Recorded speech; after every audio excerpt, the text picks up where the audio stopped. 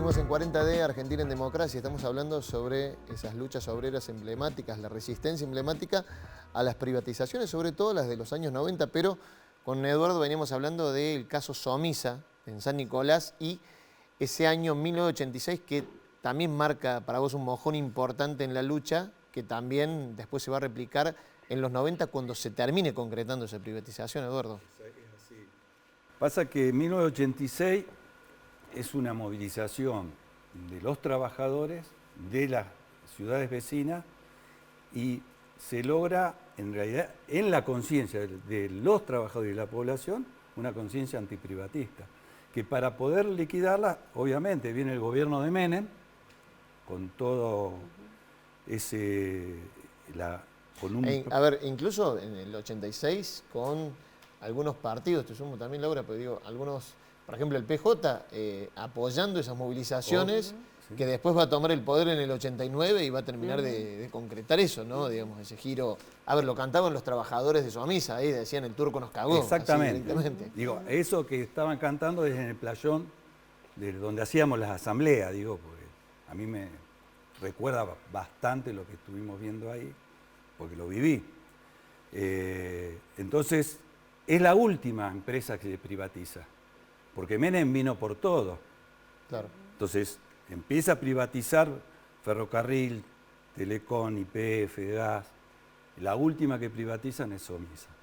Sobre la base de no liquidarla, sino trasladársela a Techin, haciéndole un mantenimiento total, renovándola y entregándola en perfectas condiciones.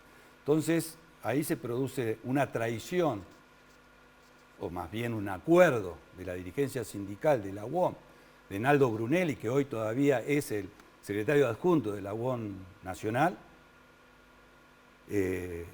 llamando o arreglando la privatización de Somisa. Entonces, políticamente, el gobierno del PJ, a través de Menem, lleva adelante uno de las, a nivel del país, de la expulsión del trabajo, de la entrega del patrimonio nacional, de las empresas estatales, de la destrucción del Estado tal cual es, el Estado argentino en ese momento, y desde el cual opino que a partir de ahí entra el Estado argentino en una crisis brutal que luego avanza en todos los otros ítems que tiene el Estado. ¿Vos sos despedido en ese año, en 1991? En 1992 me despiden. ¿Eras delegado en ese momento? Era delegado y teníamos organizado todo el sector opositor. Y bueno, con otro compañero, que no me quiero olvidar, Rubén Echeverría, nos echan a los dos porque éramos los que organizábamos ese grupo de compañeros, que era un número importante de delegados.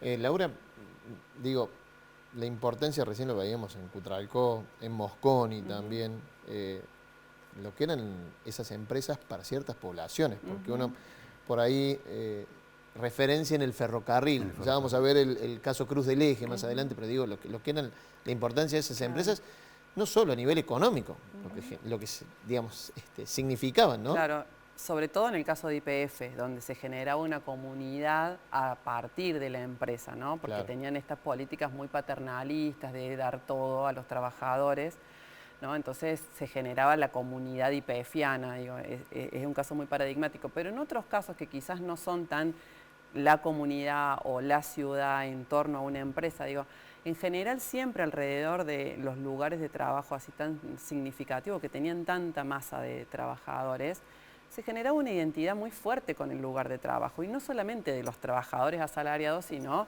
del resto de la gente, que ahí decía uno de los personajes que salía en el tape, ¿no? Eran todos los negocios, todas las familias, las mujeres, los hijos, las escuelas, todo estaba vinculado al lugar de trabajo. Por eso también, cuando se cierran esos lugares o se achican tan fuertemente, toda la comunidad sale a defender lo que considera propio. Y ahí se veían muchas mujeres en los videos que veíamos recién, ¿no?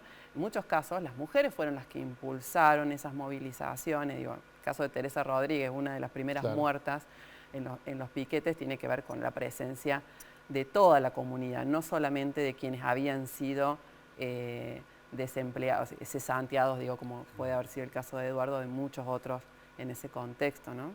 Entra también en crisis, digo, también sería para otra línea de programa, lo hemos hablado ya en este espacio, pero digo, el modelo industrialista de mucha enseñanza técnica, de muchas escuelas que imagino en esos lugares tenían mucha vinculación con lo que era la salida laboral. Por ¿no? supuesto, en Córdoba eso se nota claramente, ¿no? El proceso de desindustrialización va de la mano de la pérdida de esos saberes técnicos que hoy son tan demandados, ¿no? Porque bueno, las escuelas técnicas están reflotándose, pero sí se perdió mucho eso. Nos vamos a trasladar de esos casos que vamos viendo emblemáticos en el país, decíamos, todo tenía también su correlato o su inicio, su punto cero, mal llamado así, digamos, permítanme esa licencia, a lo que pasaba en Cruz del Eje, con un actor central que era el movimiento de desocupados de Cruz del Eje, y un lugar que había empezado a sufrir, por eso también es interesante trazar esta línea, el desmantelamiento de los talleres ferroviarios ya durante la dictadura, 10 días antes del inicio del Mundial 78, y obviamente una población que había crecido al calor del ferrocarril empezaba a sufrir las consecuencias de ese largo proceso de deterioro. Lo vemos.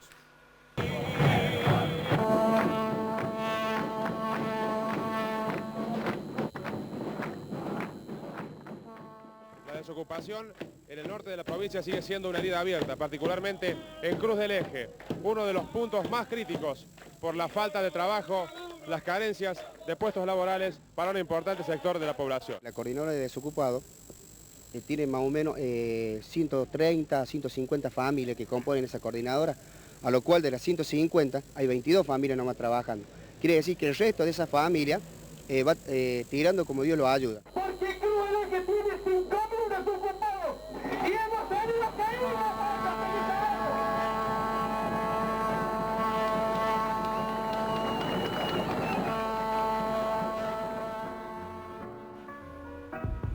Da la pauta lo que empieza a tomar protagonismo ese movimiento, el movimiento piquetero, el movimiento de desocupados, digo, como un actor que emerge fuerte por la desocupación que había, ¿no? Esa Argentina que corría a velocidad del 1 a 1 y el todo por 2 pesos y Miami y la desocupación galopante que había, ¿no? Exactamente. Bueno, el plan de convertibilidad tiene mucho que ver con todo lo que está pasando, porque sostener esa paridad peso-dólar implicaba toda esta necesidad de reforma del Estado, cuyas consecuencias se ven ahí, ¿no?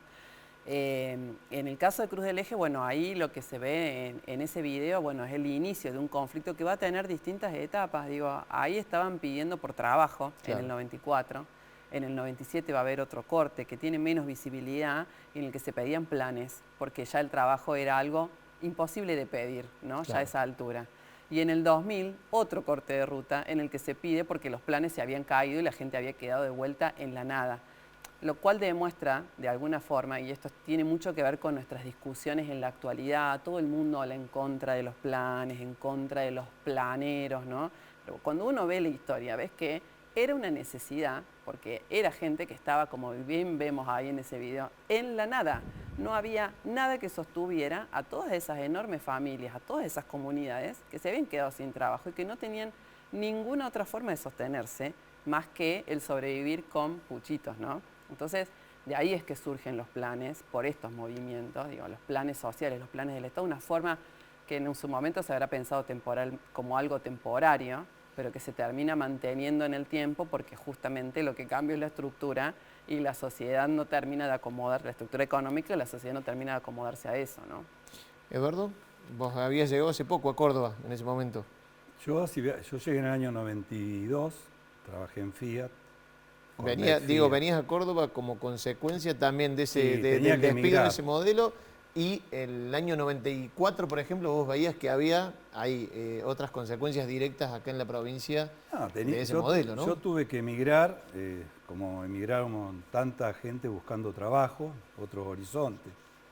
Y obviamente entré en la industria automotriz, el plan Menem, el plan Canje, la industria automotriz estaba para arriba, pude entrar a trabajar, pero obviamente cuando eso se corta, otro elemento de los planes neoliberales que tiene consecuencias más con los cambios mundiales, en general del control de las grandes empresas automotrices por parte de las centrales. Entonces Fiat toma el control, la Fiat Italiac toma el control, pero de fondo lo que había era un redoblamiento en la aplicación de nuevas formas de trabajo. Las nuevas formas de trabajo que invadieron el mundo, que ya decían de que no había más, había todo un capitalismo globalizado, pero que lo que había era sueldos más bajos. Nosotros en Fiat nos rebajaron el 60% del sueldo. Aumento de la productividad. A mediados de los 90. En el 96. Claro. Que ahí tomamos la fábrica. Es decir, de vuelta el trabajador, no en el caso particular, nos encontramos de nuevamente en cómo quieren, para poder generar más ganancia, superexplotar. Entonces te rebajan el sueldo el 60%, toman nuevos trabajadores con precios viles, multiplicidad de funciones.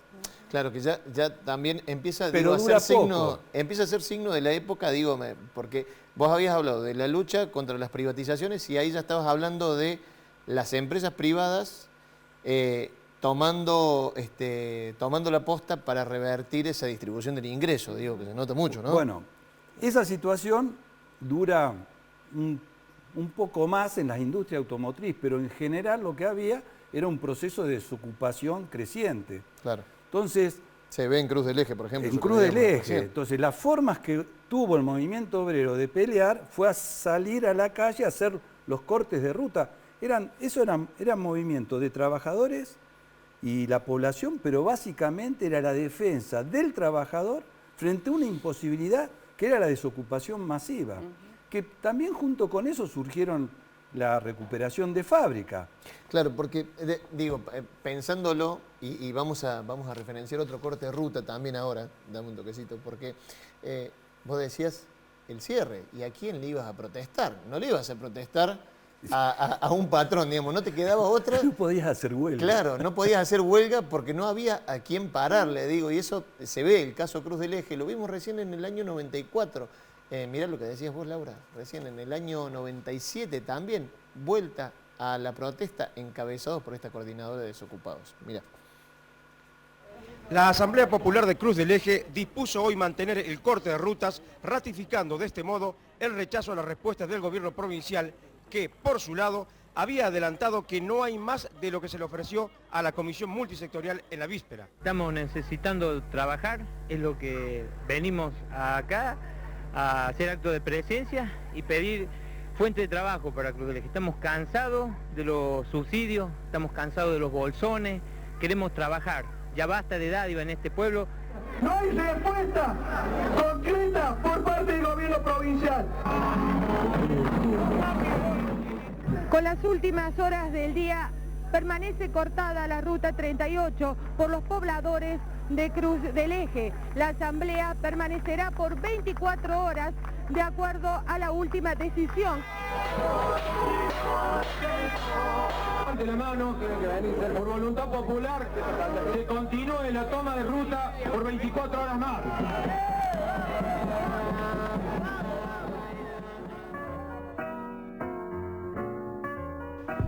Lo estaba diciendo la gente ya en el 97, ¿no? No queremos planes, ¿no? A ver, queremos que se restablezcan las fuentes laborales, ¿no, Laura? Sí, es interesante ver ahí en medio de una asamblea, ¿no? Porque era corte de ruta y asamblea, una movilización que era muy horizontal, que si bien empieza a descollar algunos liderazgos en ese contexto, pero en general lo que los caracteriza esos movimientos es, primero, salir por necesidad. Hay una espontaneidad que después se organiza, pero que tiene mucho de prácticas que venían de muchos años para atrás en los trabajadores, en este caso ya desempleados, pero que su identidad tiene que ver con el trabajo, con el ser un trabajador, una trabajadora, y que va a caracterizar ese periodo y que va a tener continuidad después, por ejemplo, en las asambleas que van a emerger en la crisis del 2001, ¿no? Tiene que ver con estas tradiciones, si queremos, estas prácticas que socialmente tenemos muy incorporadas, ¿no? Quédate, Laura, porque vamos a seguir hablando de los conflictos cordobeses. Eduardo, te agradezco muchísimo haber estado por acá. No sé si te queda algo, me quedan algunos segunditos, unos 30 segunditos, porque también tenemos que bajar a otro conflicto de Córdoba que fue emblemático, que fue la clínica Junín, pero quería darte un minutito, unos 30 segunditos para... No, el tema es que obviamente toda esta discusión te lleva al presente.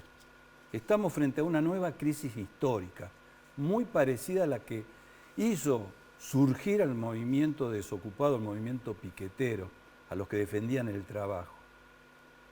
Empieza a recuperarse esa tradición del movimiento piquetero, no solamente para defender un plan o para pedir un plan o administrar la miseria, y que en un sentido han retomado para poder salir a defender sus derechos la movilización, la protesta social y el piquete o la toma de la ruta, el corte de ruta. Muchas gracias, Eduardo, por haber estado por aquí. Dale. Nosotros seguimos y vamos a hablar en el próximo bloque de otro de los conflictos emblemáticos, decíamos, aquí en Córdoba, que se inscribe ya en otro fenómeno, que es el de empresas y fábricas recuperadas, la clínica Junín, año ya 2001-2002. Pausa y ya venimos.